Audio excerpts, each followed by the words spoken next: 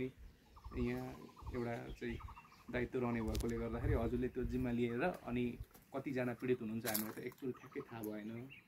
उहाँहरूसँग चाहिँ कतिजना हुनुहुन्छ अनि त्यसरी तपाईँहरूले गरेर हामीले दिएको राहत उहाँहरूसँग हातसम्म पुगोस् न, त्यति चाहिँ हाम्रो चाहना। हामीले व्यक्तिगत हातमा दिने भन्दा पनि हजुरमा दिन्छौँ। अनि हजुरले चाहिँ यहाँ कतिजना हुनुहुन्छ पीडित उहाँहरूलाई चाहिँ तपाईँले त्यो अनुसार सबैलाई समान हुने गरीले त्यो तरिकाले हामीले कति सक्यौँ, हामीले कति हाम्रो तर्फबाट गर्न सक्यौँ त्यति हामीले ल्याएको छौँ। अब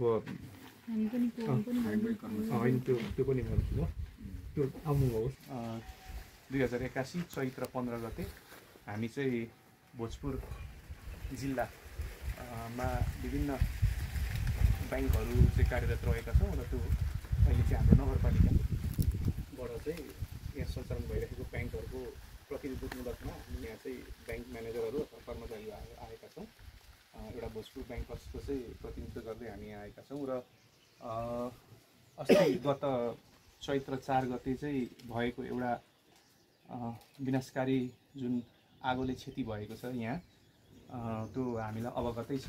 हामी योभन्दा अलिक अगाडि चाहिँ आउने प्रयत्न गरेका थियौँ र पनि विविध कारणले गर्दाखेरि आउन सकेनौँ र आज चाहिँ हामी हाम्रो तर्फबाट, हामी कर्मचारीहरूको तर्फबाट, हामी लगायत कर्मचारीको तर्फबाट के कति सकिन्छ अलिअलि हामीले चाहिँ व्यक्तिगत रूपमा हामीले चाहिँ एउटा सहयोग सङ्कलन गरेर यहाँ चाहिँ हामीले त्यो राहत स्वरूप चाहिँ वितरण गर्ने भन्ने अभिप्रायका साथ हामी यहाँ आज आएका हौँ।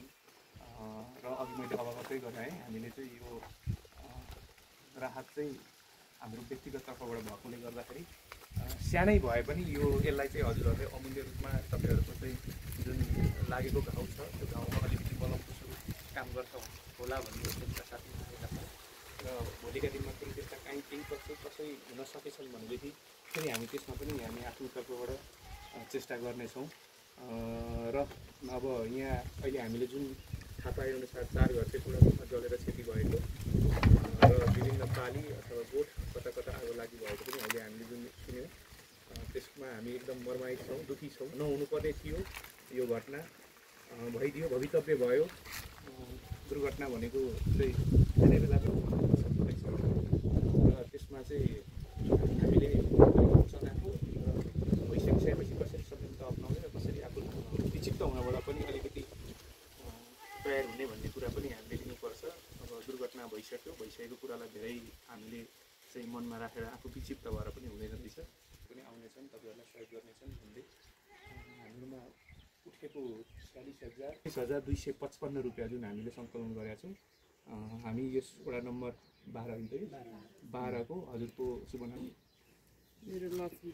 लक्ष्मी तामाङजी यहाँको वडा सदस्य हुनुहुँदो रहेछ। उहाँ मार्फत चाहिँ हामी यो राहत उहाँलाई हस्तान्तरण गर्छौँ र उहाँले पछि यहाँ चाहिँ जति पनि क्षति पुग्नु भएको छ उहाँहरूलाई समान तरिकाले वितरण गर्नुहुन्छ भन्ने आशा गरेका छौँ र त्यो रकम हस्तान्तरण गरिदिनको लागि चाहिँ म हाम्रो भोजपुरको राष्ट्रिय वाणिज्य ब्याङ्कको चाहिँ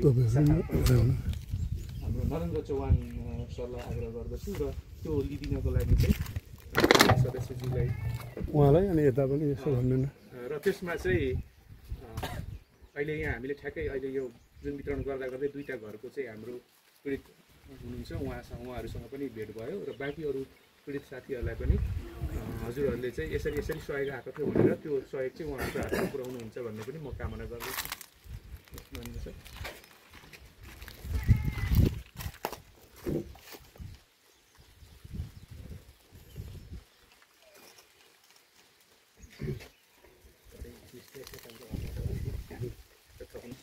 ले पनि यसो केही आफ्नो 1-2 शब्द राखेर चाहिँ अनि हामी पनि यहाँबाट चाहिँ बिदा लिन्छौँ होला।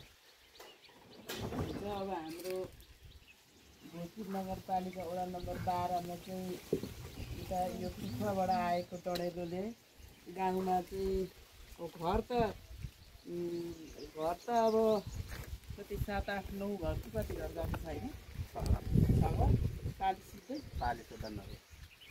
गएको छ, तर पाली 2टा परेको छ। अनि मान्छे नबसेको घर छ कतिवटा पर एउटा 2टा 3टा 3टा 4वटा 4वटा चाहिँ मान्छे नबसेको घर पनि छ। तर अहिले अब तपाईँहरूको सहयोग चाहिँ अहिले यतिखेरको सहयोग अब घाँस बाँस कपास र घाँसको लागि चाहिँ अहिले तपाईँहरूले गर्नुभएको हो है। हजुर हजुर हजुर।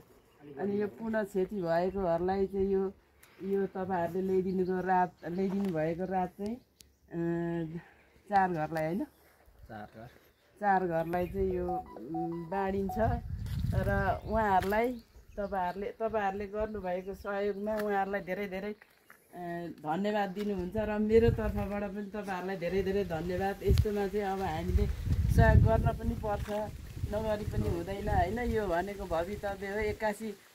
तर यताबाट आएको डढेलोले धेरैपल्ट भयो खाएको चाहिँ होइन। हाम्रो गाउँमा तारपनि नै एकपल्ट खाइएको छ। यसरी 62 अनि तर अस्ति पनि यहाँ चाहिँ त्यो के अरे परालहरू अलिअलि कुनै छानाहरू थियो, त्यसमा पानीहरू लायौँ। त्यसले गर्दाखेरि जोगिनमा सफल भयो। अब यहाँ चाहिँ यस्तै भयो।